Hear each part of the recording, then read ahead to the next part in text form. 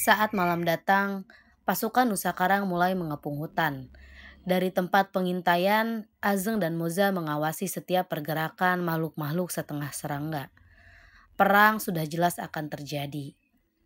Semua hanya tinggal menunggu waktu. Tidak ada lagi ketakutan di hati Azeng dan Moza. Mereka sudah pasrah pada apa yang akan terjadi nantinya. Di Laut Timur, sebuah kapal juga sedang bersiap. Penumpangnya adalah naga welang, naga weling, nagagni, dan pasukan dari Pulau Ular yang ikut untuk mengungsi bersama mereka. Kapal itu pun segera berlayar menuju selatan. Setiap penumpang yang ada di dalamnya sudah bersiap untuk mati demi tanah airnya, Pulau Ular Utara. Kapal Gundala Wereng sendiri juga sudah mulai berlayar. Undangan yang beberapa hari lalu diterimanya dari Nusa Karang sudah bisa memberinya izin untuk memasuki wilayah Laut Selatan. Maina dibawanya dalam perjalanan itu. Di tengah situasi Laut Selatan yang memanas, Timur Alit dan yang lain berada di pantai Tuban. Mereka sibuk merundingkan cara untuk bisa secepatnya menyusul Gundala Wereng. "Belum ada kabar tentang Miansa?" tanya Taligeni kepada Candrasa. "Belum, Paman. Sejak Tuan Mayangkara memerintahkannya untuk pergi ke Semeru, dia belum sekalipun menghubungiku. Beberapa waktu yang lalu aku sudah berusaha untuk mencarinya. Tapi Mian seperti lenyap di telan gunung itu," jelas Candrasa. Mereka khawatir apabila Mian bertemu dengan lawan yang tangguh setelah keluar dari lembah Mayangkara. Nagawisa pun telah membawa kayu Garuda, tetapi Mian sudah tidak membutuhkannya lagi. Masalahnya Mian menghilang. Setidaknya dengan adanya kayu itu kekuatan Nagawira akan bertambah besar. Kita tidak tahu sekuat apa Gundala Wereng sekarang dan siapa saja sekutunya. Di tengah-tengah perjalanan tiba-tiba sosok Nagatirta datang untuk bergabung bersama mereka. Mian sendiri memang berada di Gunung Semeru. Atas perintah Mayangkara, Mian harus menemukan tombak catur tunggal yang dibuat agar menyatukan dirinya dengan kekuatan sejati tombak itu. Sudah 4 bulan lamanya Mian berkelana menyusuri hutan, jurang, dan lembah gunung itu. Namun belum ada satupun petunjuk yang bisa memberikan tanda di mana tempat tombak catur tunggal dibuat. Semua menjadi semakin berat karena Mayangkara menyegel semua energi yang sudah dimilikinya dengan gelang khusus. Mian tidak boleh memakan daging dan makanan yang sudah dimasak. Kondisi itu jelas membuat fisiknya melemah. Setiap hari ia hanya bisa memakan buah, umbi, ataupun dedaunan. Di masa lalu Mian sendiri sudah pernah melakukannya tapa geni selama 40 hari 40 malam. Tapi tapa itu jelas berbeda dengan apa yang sedang ia lakukan saat ini. Siang itu, dengan menahan rasa lapar, Mian melihat buah pisang yang masak di pohon. Segera ia mengambil pisang-pisang itu, lalu memakannya. Namun, saat ia akan memakan, seekor monyet tiba-tiba datang bersama 2 bayinya. Tubuh mereka kurus. Dari tatapannya Mian tahu jika monyet itu menginginkan pisang yang ada di tangannya. Ingatan Mian melayang pada monyet-monyet di lereng Lawu. "Ini ambillah, biar nanti aku cari makanan yang lain saja," ucap Mian sambil mengulurkan buah pisang kepada monyet. Induk monyet segera menyambar buah pisang di tangan Mian. Mian tersenyum. Ia melanjutkan perjalanan. Namun tidak lama kemudian tubuhnya ambruk. Ketika saatnya Mian siuman, ia telah berada di sebuah pondok. Ia bangun dan dadanya terasa lega ketika ia melihat tombak catur tunggal tergeletak di meja bambu yang tidak jauh dengan tempatnya duduk. Samar-samar tercium bau ikan bakar. Perutnya meronta-ronta. Seorang laki-laki tua kemudian muncul dengan membawa singkong rebus, ikan bakar, dan wedang sere. "Ayo makan dulu, Le. Aku tahu kamu kelaparan," ajak laki-laki tua. "Maaf, aku tidak bisa, Kek." "Kalau boleh tahu, di mana aku sekarang?" tanya Mian. "Kamu ada di lereng Semeru. Aku tadi menemukanmu saat sedang mencari ikan di sungai." Laki-laki itu kemudian mulai menyantap makanan yang ada dengan lahap. Mian melihatnya tentu saja semakin tersiksa. Adakah singkong yang belum direbus, kek? Kalau ada, bolehkah aku memintanya sedikit? Tanya Mian. Tumenggung Wirayuda memang tidak salah memilihmu sebagai pewaris, An, ucap sang kakek. Bagaimana kau tahu namaku? Siapa kau sebenarnya, kek? Siapa pula Tumenggung Wirayuda? Tanya Mian terkejut. Namaku Raden Selowukir. Akulah yang membuat tombak catur tunggal. Kau lulus. Bahkan Tumenggung Wirayuda sendiri belum mampu menemuiku. Kau mengenalnya sebagai Mayangkaraan, ucap sang kakek. Mian tidak bergerak. Ia masih belum yakin jika Raden Selowukir adalah orang yang dicarinya. Melihat Mian yang masih terpaku di tempatnya, Raden Selowukir tersenyum. Kau masih ragu rupanya. Baiklah, mungkin ini bisa meyakinkanmu. Mian mengikuti Raden Selowukir. Sesampainya di halaman, laki-laki itu lalu menghunus tombak catur tunggal. Mian terkejut saat cahaya 4 warna yang selama ini selalu muncul di bilah tombak itu tak terlihat lagi. Raden Selowukir mulai memainkan tombak catur tunggal. Jurus demi jurus dilakukan dengan cepat dan penuh tenaga. Mian mengamati setiap jurus itu dengan teliti. Perasaannya menjadi lega saat tahu jika ilmu tombak yang sedang dimainkan Raden Selowukir memang benar adalah jurus-jurus dari Udan Wayah Rendeng. Maafkan aku, Tuan. Aku menyampaikan salam dari guru Mayangkara kepada Tuan, ucap Mian. Sudahlah, kau melakukan hal yang tepat. Jika belum terbukti, jangan percaya apalagi diyakini, ucap sang kakek tua. Raden Selowukir meminta tangan Mian. Saat Mian mengulurkan tangannya, Raden Selowukir meletakkan ujung tombak catur tunggal di telapak tangannya. Tempat untuk menempat catur tunggal adalah hati. Keinginan harus dipaksakan menjadi niat. Niat harus diperjuangkan menjadi langkah. Perjalananmu untuk menemukanku adalah jurus ke-23. Kesabaran, kejujuran, ketabahan, kemanusiaan, serta egomu telah lulus melewati setiap ujian yang ada, ucap Raden Selowukir. Ia kemudian menyerahkan tombak catur tunggal kepada Mian. Setelah itu keduanya kembali ke dalam pondok. Rasa lapar Mian akhirnya bisa terobati dengan singkong rebus, ikan bakar yang telah disediakan oleh Raden Selowukir. Sambil menikmati makanan itu, Mian mendapatkan penjelasan tentang ilmu ulah wayah rendeng. Sekarang, bukalah segel gelang itu. Lalu segeralah susul teman-temanmu di Laut Selatan, ucap Raden Selowukir setelah menyelesaikan makanannya. Kepungan prajurit Nusa Karang semakin menyempit. Ajeng memejamkan matanya. Ia sedang menunggu saat yang tepat untuk melakukan serangan. Ketika jarak mereka sudah benar-benar dekat, Merak Putih itu memejamkan mata dan melepaskan ilmu Surya Panah. Ribuan cahaya putih melesat ke segala arah. Setiap benda yang ditembus dan dihantam oleh cahaya itu akan terbakar dan menjadi abu. Jerit kesakitan terdengar di seluruh penjuru hutan. Ki Sambar dan Nyi Sembur yang berada di tepi hutan segera memasang energi pelindungnya. Kekhawatiran Raja dan Ratu Nusa Karang itu tidak berlebihan. Ratusan panah cahaya dari Ajeng ternyata mampu mencapai mereka. Korban pun berjatuhan. Prajurit kelas rendah menjadi tumbal keserakahan para penguasa yang zolim. Semua panah cahaya itu akhirnya lenyap. Keadaan hutan pun kembali sepi.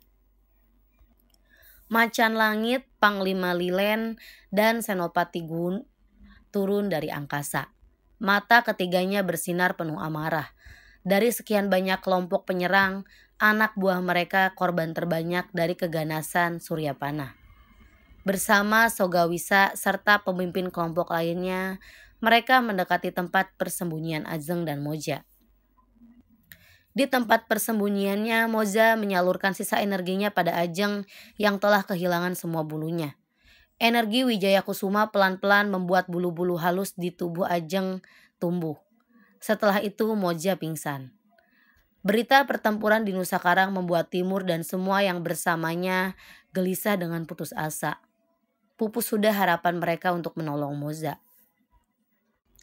Di tengah kebuntuan itu, Tumenggung Cagak dan Senopati Lor Jawi memasuki ruangan.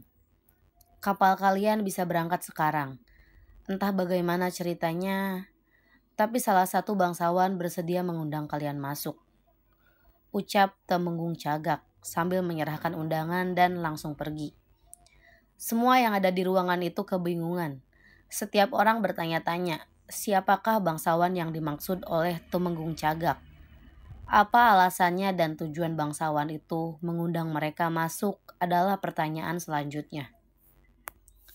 Ketika rombongan Nagawelang yang dikawal 5 prajurit Laut Selatan meninggalkan Penyigar, kapal Gundala Wereng telah sampai di Nusa Karang. Ular hitam yang kini berwujud pemuda berpakaian serba hitam, memakai mahkota serta bersenjata sebilah pedang, menyusul Kisamber dan Nyi Sembur yang menunggunya di tepi hutan. Maina berada di belakangnya. Perempuan itu berada dalam sebuah kerangkeng yang dipikul oleh 4 manusia buaya. Kisamber dan Nyi Sembur langsung menyambut kedatangan Gundala Wereng.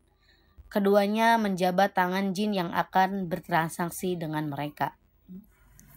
Gundala Wereng memperlihatkan kantong berisi mahkota dan stempel kerajaan buaya kepada Kisamber. Stempel ular?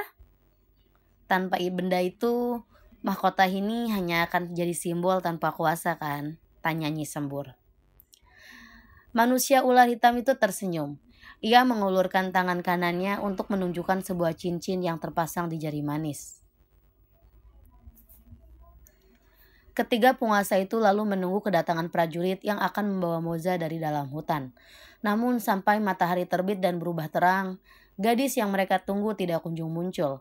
Sampai akhirnya anak buah Senopati Gung datang menghampiri mereka.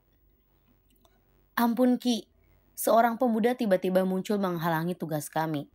Saat ini Senopati Gung dan yang lain sedang bertarung dengan dia. Bagaimana ciri-ciri pemuda itu? Tanya Gundala Wereng. Prajurit lalu menceritakan rupa dan perawakan pemuda yang sedang bertarung dengan Senopati Gung dan pemimpin pasukan yang lainnya. Sesuai dengan keterangan itu, mata Gundala Wereng yang menjadi merah dan membara. Berapa nyawa yang dimiliki bocah itu? Bagaimana dia bisa muncul di sini? Kau mengenalnya, Wereng? Tanya Kisamber. Namanya Mian. Dia adalah kekasih gadis itu, ucap Gundala Wereng. Saat Moza dan Ajeng Siuman, pertempuran sengit sedang berlangsung di depan mereka. 3 pemuda berhadapan dengan 12 pemimpin pasukan dari Nusa Karang. Melihat Moza tersenyum, Ajeng paham siapa pemuda yang sedang bertarung dengan gagah itu. Itu kami Anza? Tanya Ajeng. Benar Zeng, rupanya dia berhasil datang ke pulau ini tepat pada waktunya. Senopati Gung dan para pemimpin pasukan yang lain tidak pernah menyangka jika Mian akan muncul. Pemuda itu langsung menyerang saat mereka akan memasuki gua tempat Moza dan Dewi Merak bersembunyi. Sisa prajurit yang lain membantu habis terbantai dalam waktu yang singkat. Senopati Gung dan para pemimpin pasukan yang lain tidak menyangka jika Mian akan muncul. Pemuda itu langsung menyerang saat mereka akan memasuki gua tempat Moza dan Dewi Merak bersembunyi. Sisa prajurit yang datang membantu habis terbantai dalam waktu yang singkat. Tombak Mian yang berhadapan dengan 5 lawan bergerak dengan cepat. Sementara 2 bayangannya bersenjata keris naga siluman dan pedang pipih yang tersimpan di gagang tombak catur tunggal juga bertempur tak kalah ganasnya. Tak lama kemudian Kisamber, Nyi Sembur dan Gundala Wereng serta pasukan mereka hadir di Palagan. Pasukan gabungan itu lalu mengepung tempat itu. Sementara Kisamber dan Nyi Sumber dan juga Gundala Wereng duduk menyaksikan pertarungan dengan ditemani para pemimpin pasukan yang tersisa. Kehadiran mereka membuat Mian khawatir. Ia bertekad untuk segera menyelesaikan pertarungan itu. Jurus-jurus utama dari ilmu tombak udan wayah rendeng dimainkannya. Gerakannya berubah menjadi semakin cepat dan ganas. Tusukan demi tusukan dilancarkan hanya untuk satu tujuan, menghentikan lawan secepat mungkin. Korban pertamanya adalah Senopatigung. Pemimpin kelompok tawon yang bersenjata tombak harus menyerah saat ujung tombak Mian menembus dadanya. Tubuh Senopatigung langsung terkapar dan kemudian lenyap. Selanjutnya, Panglima Lilen, Macan Langit, Ki Royodakadung, dan Dewi Sewutapak menyusul kemudian. Sogawisa dan yang lain akhirnya kalah juga. Mian menyatukan tubuhnya kembali dan berdiri di depan gua sambil menunggu pergerakan Ki Samber dan Gundala Wereng. Pemuda yang hebat atau pasukanmu yang lemah, ejek Gundala Wereng. Ki Samber menggeram. Ia dan istrinya turun dari kalajengking yang selalu ditumpanginya. Kalapasta, Kaladahana, bunuh pemuda itu. Perintah Ki Samber. Seketika itu juga dua kalajengking berubah menjadi manusia tinggi besar serta berpakaian hitam. Kalasapta bersenjata pedang dengan 7 bilah tajam. Sementara Kaladahana menggenggam cambuk bunga mekar yang ujungnya bercabang banyak. Tanpa suara mereka mendekati Mian. Melihat senjata mereka, Mian tahu jika keduanya adalah ahli pertempuran jarak jauh. Saat sedang memikirkan cara bagaimana melawan kedua senjata itu, tiba-tiba benda melayang ke arahnya. Dengan sigap Mian menangkap benda itu. Saat ia menoleh, ia melihat Moza berdiri dengan senyum. Benda yang dilemparkan Moza adalah cambuk Rara Wulung yang dipungutnya dalam pertempuran dahulu. Di tangan Mian, cambuk itu berubah menjadi warna putih kebiruan. Ia segera menuntaskan urusannya. Mian memilih untuk menyerang lebih dulu. Cambukannya langsung menyembar Kalasapta dan Kaladahana. Ledakan demi ledakan terdengar saat senjata mereka bertemu. Ki Samber dan yang lain melonggarkan kepungan. Ia tidak ingin menjadi korban sabetan nyasar dari ketiga senjata Mian, Kalasapta dan Kaladahana. Jurus-jurus pedang milik Kalasapta memang dahsyat. Ketujuh bilah dan ujungnya adalah ancaman yang mematikan. Jin yang pernah berguru lama di India itu benar-benar ahli dalam menggunakannya. Selain pedang, Mian juga harus waspada kepada senjata yang dilempar berbentuk lingkaran yang tergantung di pinggang serta melingkar di leher, tangan, dan kaki Kalasapta. Cambuk mekar milik Kaladahana juga tidak kalah mengerikan. Ujungnya yang bercabang banyak seolah berubah menjadi ratusan mata panah yang menyerang bersamaan. Korban yang terkena serangan cambuk itu akan tewas dengan tubuh yang dipenuhi banyak lubang. Beberapa kali cambuk dan pedang itu menghantam tubuh Mian.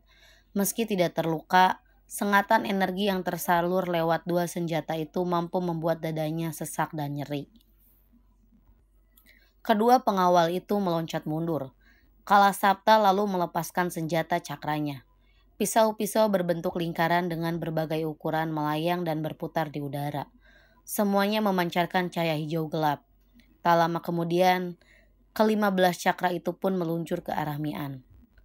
Sama dengan pertempuran yang dialami Mian dengan Nagaliman dan Nagapsi, kali ini Kaladahana tidak ikut menyerang. Namun ia hanya berdiri sesekali menggunakan cambuknya jika menemukan kesempatan. Gabungan dua serangan ini jelas membuat Mian kewalahan. Apalagi kekuatan Kalasapta dan Kaladahana berada di atas pimpinan pasukan serangga sebelumnya. Akhirnya Mian menggunakan ilmu Kakah Kawang Adi Ari-Ari. Namun ternyata hal itu sudah diperhitungkan oleh Ki Samber. Saat tubuh Mian berubah menjadi 3, dua bayangan segera disambut oleh pengawal Ki Samber yang lain. Kondisi Mian menjadi semakin parah. Ia harus berhadapi Kalasapta dan Kaladahana dengan sepertiga kekuatannya saja. Satu persatu cakra, pedang, dan cambuk lawan berhasil menghantam tubuh Mian. Energi yang sudah berkurang banyak membuat kekuatan pelindungnya melemah. Beberapa luka mulai menghiasi tubuhnya.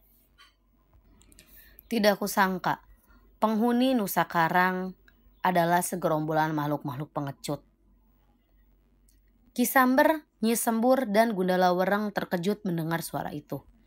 Mata mereka lalu mencari sumber suara. Jantung Kisamber berdetak dengan kencang saat melihat seorang gadis cantik mengamati jalan pertarungan tidak jauh di sampingnya. Kehadirannya yang tidak terdeteksi menunjukkan ketinggian ilmu gadis itu. Ganggawelis? Apa yang sedang dilakukannya di tempat ini? Bisik Kisamber. Siapa gadis itu, Ki? Tanya Gundala Wereng. Salah satu putri pemimpin pasukan utama sekaligus kerabat istana Laut Selatan. Berhati-hatilah Wereng saat berbicara kepadanya.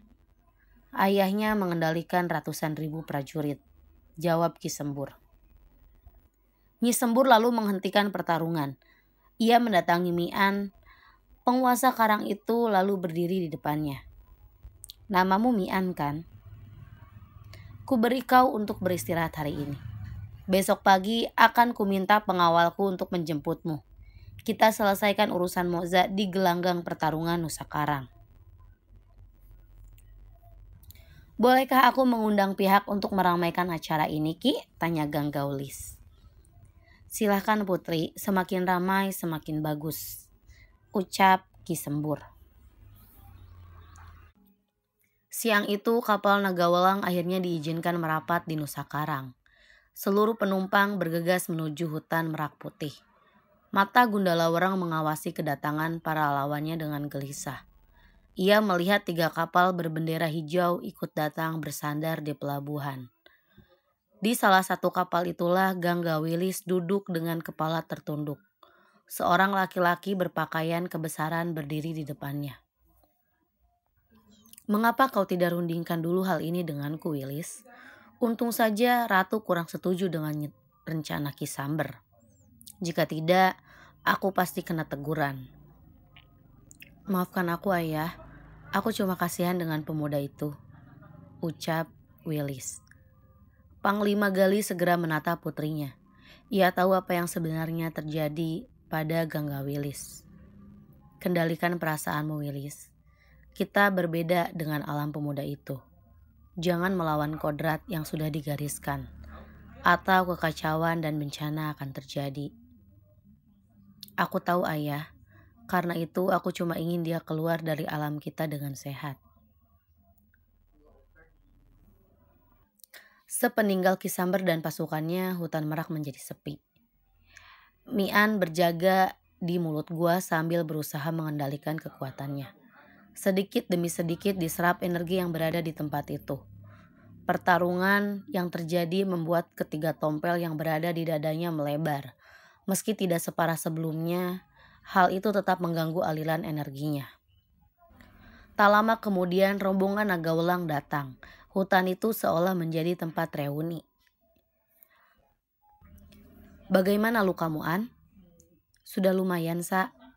Cuma pertempuran kemarin membuat tompel itu melebar lagi, ucap Mian. 3 tompel yang awalnya sebesar koin kini telah melebar menjadi sebesar tutup gelas. Tali Geni dan Nagawira hadir atas permintaan Condromowo. Keduanya memeriksa tompel Mian. Nagawira akan mengobati Mian dengan kayu Garuda, tetapi Mian menolaknya. Kayu itu lebih baik digunakan untuk cadangan darurat saat akan keluar dari pulau. Kehadiran gadis cantik yang dikawal 2 orang berseragam emas dan perak membuat semua yang ada di tempat itu bersiaga. Tidak apa-apa, semuanya tenang. Tuan putri ini yang tadi membantuku saat menghadapi Kisamber dan pasukannya, seru Mian.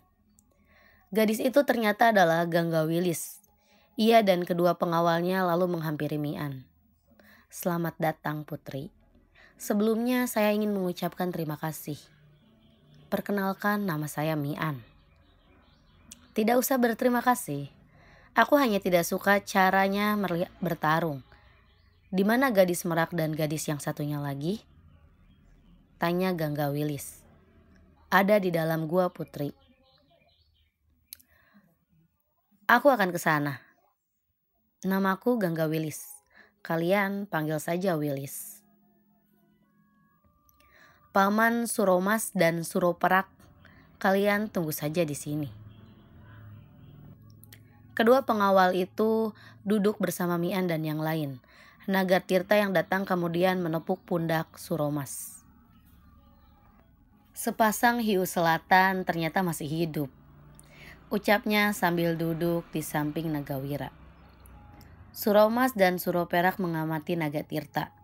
Keduanya berusaha mengingat siapa kakek yang sedang duduk di depan mereka itu. "Bukankah Tuan ini Naga Tirta, pengawal dari utusan Pangeran Seberang?" tanya Suromas. "Matamu masih awas. Jadi sekarang Anda mengabdi pada pemuda ini?" tanya Suroperak. "Tidak ada hamba dan tuan di sini, Suroperak. Kami hanya berteman," ucap Naga Tirta. Naga Tirta lalu menceritakan soal Gundala Wereng, Moza, dan Kisamber yang ingin menjadi penguasa Pulau Ular Utara dan Buaya. Suromas dan Suroperak akhirnya paham mengapa Istana Selatan mengirim mereka. Situasi menjadi lebih rumit. Ganggawilis mencoba mengobati tubuh Moza dan Ajeng.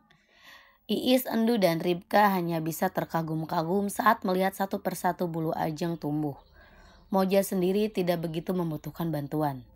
Energi dari Mustika Wijaya Kusuma sudah bisa mengobati luka-lukanya. "Mengapa putri membantu kami?" tanya Ajeng. "Aku tidak suka saat seorang wanita dianggap barang dagangan. Jika tidak terikat peraturan, aku sudah lama ingin membunuh Kisamber," jawab Ganggawilis. Hari masih pagi ketika utusan Kisamber muncul di hutan Merak. Pasukan yang dipimpin oleh Kalasapta dan Kaladahana meminta Mian untuk bersiap dan berangkat ke arena perang tanding. Dengan kewalahan pasukan dari Nusa Karang, Mian dan rombongannya pun pergi ke gelanggang pertarungan. Sesampainya di sana, ternyata tidak semua anggota rombongan diperbolehkan masuk. Kehadiran utusan dari Istana Selatan dan Utara membuat pengamanan diperketat. Hanya Mian, Moza, Azem, Nagawelang, Nagawira, Candrasa, Condromono, dan Taligeni yang diizinkan masuk. Anggota rombongan yang lain cuma diizinkan berada di luar arena. Agar tidak terjadi gesekan, rombongan Gundala Wereng dengan Mian ditempatkan di tempat yang terpisah dan dijaga ketat oleh pasukan Kigali Sagara sendiri. Saat Mian memasuki arena pertarungan, tempat itu hanya terisi sedikit penonton. Kigali Sagara bersama Ganggawilis duduk di samping kiri. Kisamber dan Gundala Wereng berada di samping kanannya. Duduk juga 5 utusan dari Laut Utara. Sedangkan tempat duduk yang lain diisi oleh anggota rombongan yang penting yang juga prajurit pengawal pribadi dari Nusa Karang maupun utusan Istana Selatan dan Utara. Kigali Sagara berdiri dan melambaikan tangannya kepada Mian. Pemuda itu pun segera menghampirinya bersama dengan Nagawelang dan Taligeni. Mereka akhirnya berdiskusi tentang apa yang akan dilakukan dengan tindakan apa yang akan diambil. Akhirnya Mian harus melawan Kisamber. Untuk Moza sendiri, Kisamber sudah tidak membutuhkannya lagi. Ia tidak menyangka jika masalahnya akan melebar seluas ini.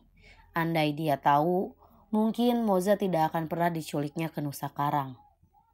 Di hadapan Kigali Sagara dan utusan Laut Utara, ia jelas tidak ingin kehilangan muka dan harga diri dengan menyerahkan Ajeng begitu saja. "Setelah mengalahkan Kisamber, aku akan menantangmu, Wereng." Setelah mengucapkan itu, Mian segera menyusul Kisamber. Kali ini dia tidak ingin bermain-main. Tombak Cantur Tunggal sudah dalam keadaan terhunus saat ia tiba di hadapan Kisamber. Raja Nusa Karang itu bersiap dengan senjatanya. 2 bilah cakar bertangkai tampak tergenggam di kedua tangannya. Seluruh tubuh Kisamber juga pelan-pelan ditubuhi sisik tebal berwarna hitam. Tubuhnya dikelilingi oleh sisik terenggiling yang kekuatannya tidak kalah dengan milik Gundala Wereng, bahkan mungkin lebih. Serangan pertama dimulai oleh Kisamber. Cakarnya langsung menyambar ganas ke arah Mian. Jin terenggiling itu rupanya ingin menyelesaikan pertarungan secepat mungkin. Ia ingin menunjukkan kehebatannya di depan Ki Galisagara dan utusan Laut Utara. Tapi lawannya adalah Mian.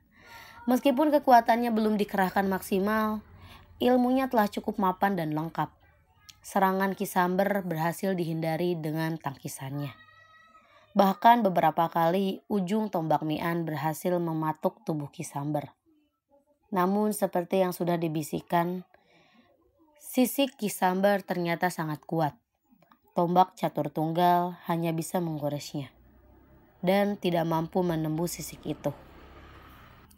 Sebaliknya, senjata cakar Ki Samber ternyata bisa menggetarkan energi perlindungan Mian. Ia sempat terdorong mundur saat cakar itu berhasil memukul tubuhnya. Ki Samber menyimpan sebagian besar kekuatannya di senjata cakar itu, sama seperti Butawanara. Mian meloncat mundur, dipusatkan sebagian energi ke mata. Lalu ketika ada kesempatan, ia menyerang Ki Samber dengan salah satu ilmu yang diwarisinya dari Condromowo. Dua larik sinar putih keluar dan menghantam dada Ki Samber. Tubuhnya terdorong beberapa langkah. Asap tipis terlihat mengepul di dada Samber. Namun serangan itu belum mampu membuatnya terluka.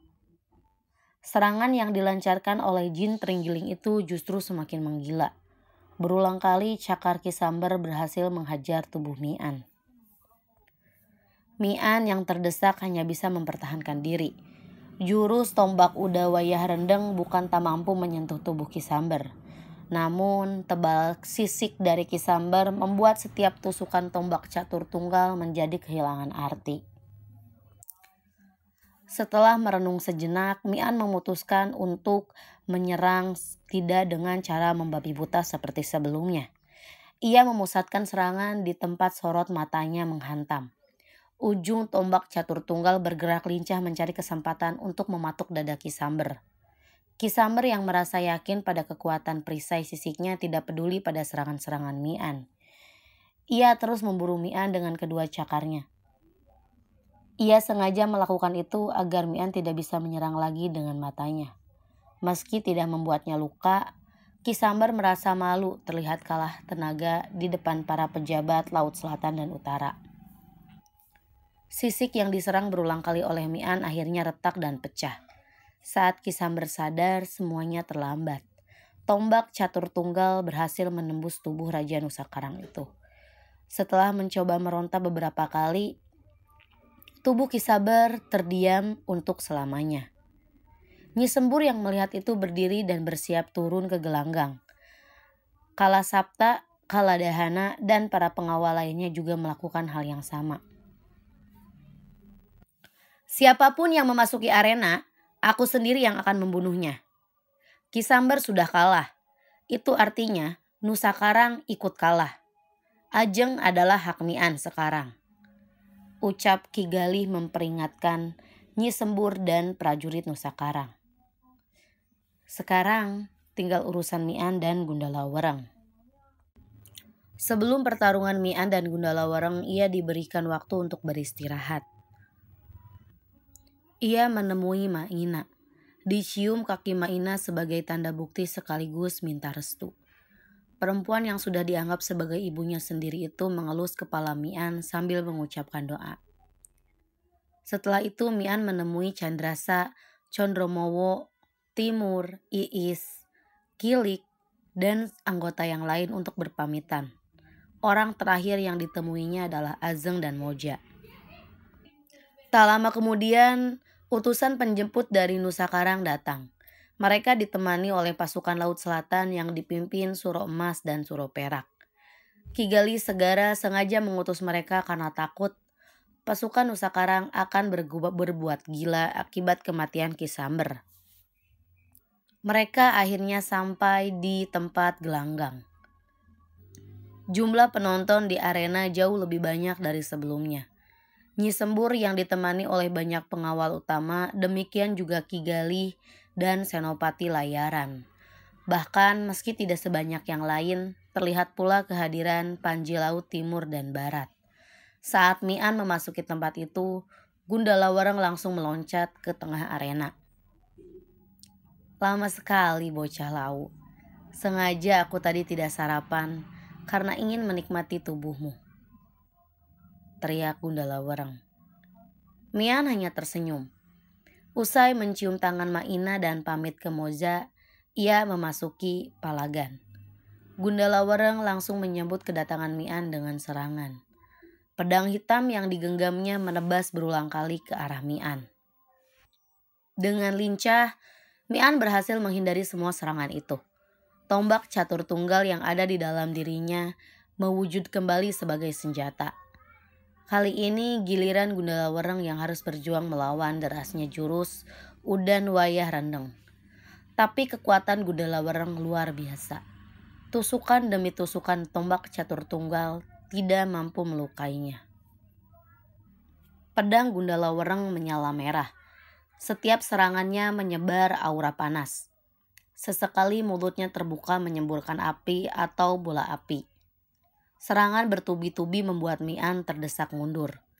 Beberapa kali tubuhnya terhuyung akibat hantaman bola api Gundala Wereng. Sebuah tebasan pedang bahkan membuatnya terdorong dan terjatuh. Menyerahlah bocah, sehebat apapun ilmumu, tak akan mampu melawan calon Maharaja Ular. Mian hanya terdiam. Hawa panas yang tadi sempat dirasakannya perlahan lenyap, seiring dengan mengalirnya energi terbawa angin. Ujung tombak catur tunggal juga telah mengeluarkan cahaya kuning, warna energi air. Setelah hawa panas itu lenyap, Mian bangkit dan melanjutkan pertarungan. Serangan Mian kali ini lebih terarah. Bola-bola dan semburan milik Gundala Wereng tidak terlalu mengganggu. Energi Sagara Bandang milik Ganggawilis yang telah berhasil melebur di tubuhnya berhasil memadamkan energi api yang dilontarkan Gundala Wereng. Ki Gali Sagara yang mengawasi pertarungan itu terlihat tidak percaya saat Mian mampu mengeluarkan energi yang serupa dengan ilmu andalannya. Bagaimana pemuda itu bisa memiliki energi serupa dengan ilmu keluarga kita? Bahkan auranya, energi Mian lebih murni dari milikku sendiri, bisiknya saat menoleh kepada Ganggawilis. Tiba-tiba tercium aroma busuk yang menyengat. Saat melihat ke arena, Ki Gali Sagara tahu Gundala Wereng mengeluarkan asap hitam. Ia mengerahkan energi pelindung untuk membentengi dia dan Ganggawilis. Ular sesat itu pernah menelan Sosromolo. Aku mengenali aroma dan energi racun mayat ini. Semua yang hadir di arena juga melakukan hal yang sama. Mereka menggabungkan energi untuk menciptakan pelindung. Hal sial menimpa para prajurit Nusa Karang yang berkemampuan rendah. Racun mayat membuat tubuh mereka membusuk hidup-hidup. Asap itu seolah hidup dan mengikuti kemanapun Mian bergerak. Setelah lelah menghindar, ia diam. Asap itu langsung menyelimuti tubuhnya hingga tidak bergerak lagi. Lalu seperti jutaan jarum, asap milik Gundala Wereng mencoba memasuki tubuh Mian lewat semua lubang yang ada termasuk pori-pori.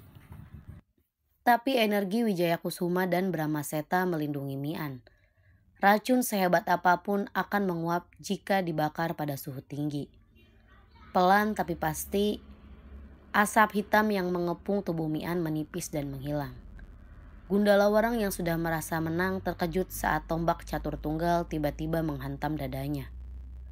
Serangan gabungan dari 4 elemen itu membuat tubuhnya terdorong surut hampir terjatuh. Kau ternyata memiliki ilmu siluman. Aku tidak akan bermain-main lagi, ucap Wereng. Lalu naga hitam itu pun muncul. Tubuh raksasanya melayang di udara. Sama seperti sebelumnya. Seluruh makhluk bukan manusia ikut menjelma pula.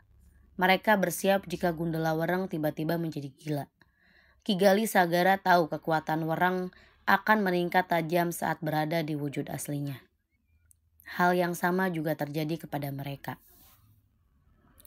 Saat kekuatan energi lawan meningkat, Semesta telah menganggap Mian sebagai bagian dari dirinya, menjawab tantangan Gundala Wereng. Perlahan energi yang ada di tempat itu memasuki tubuh Mian. Batu, kayu, tanah, angin berlomba meminjamkan energi mereka untuk menolong Mian. Tubuh Mian berubah menjadi 3, kemudian 7, dan akhirnya 15. Besarnya energi membuat setiap bayangan bisa melakukan ilmu kakang kawah ari-ari. Tanpa menunggu lama, kali ini justru Mian yang lebih dulu menyerang Gundala Wereng.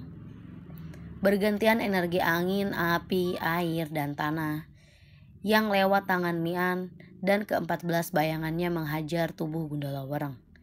Meski energi luar biasa besar, namun menghadapi serangan tanpa henti dari Mian cukup membuatnya kerepotan. Apalagi energi Mian seolah tidak ada habisnya. Naga itu pun ikut kelelahan. Pertempuran dengan Mian selalu dianggap Gundala Wereng sepele, tapi ternyata mampu membuatnya kelelahan dan terluka dalam. Matanya menatap anak buahnya yang berada di tempat itu. Kemudian ia melesat menuju tempat mereka. Tanpa peringatan ditelan satu persatu anak buahnya. Lalu ia beralih ke kelompok Mian dan menyerang Moja. Tidak satu pun yang menduga jika Gundala Wereng akan melakukan itu. Bahkan Ki Galisagara pun tidak menyangkanya. Saat ia bergerak semua sudah terlambat. Moja telah berada di tangan Gundala Wereng. Ia pun menyusul ke arena pertarungan. Gangga Wilis yang telah berwujud menjadi naga putih ikut datang. Candrasa dan Condromowo, Taligeni, Nagawira, dan Ajeng, serta utusan dari Laut Timur dan Barat juga utara. "Kau pikir bisa selamat dari kami, Gundala Wereng?" tanya Ki Galisagara. "Mati pun tidak masalah. Tujuanku adalah bocah keparat itu mati," jawab Wereng. "Apa maumu?" tanya Mian setelah menyatukan dirinya dengan bayangan. "Aku mau kekuatanmu. Kau pilih, nyawa gadis ini atau nyawamu." Mian menatap Gundala Wereng. Tangan naga itu menggenggam erat tubuh Moja. Tidak ada satupun kesempatan untuk menyerangnya tanpa membahayakan keselamatan Moja. "Baiklah Wereng, lepaskan Moja. Baru setelah itu aku akan menyerah," ucap Mian. "Saudara-saudara, tolong tinggalkan tempat ini. Biarkan cuma kami bertiga yang menyelesaikan masalah ini," ucap Mian. "Tapi An," bantah Candrasa. "Pergilah Sa, suatu hari nanti kau akan paham," jawab Mian sambil tersenyum. Satu persatu mereka meninggalkan arena pertarungan. Setelah semuanya pergi, Mian meletakkan tombaknya. "Sekarang lepaskan Moja Wereng," ucap Mian. Gundala Wereng tanpa ragu-ragu, ia lalu mengambil tombak catur tunggal. Setelah merasa yakin, naga itu melepaskan Moja yang pingsan di tubuhnya. "Manusia ternyata bodoh. Kalian selalu kalah saat berurusan dengan cinta," ucap Gundala Wereng sebelum menelan tubuh Mian.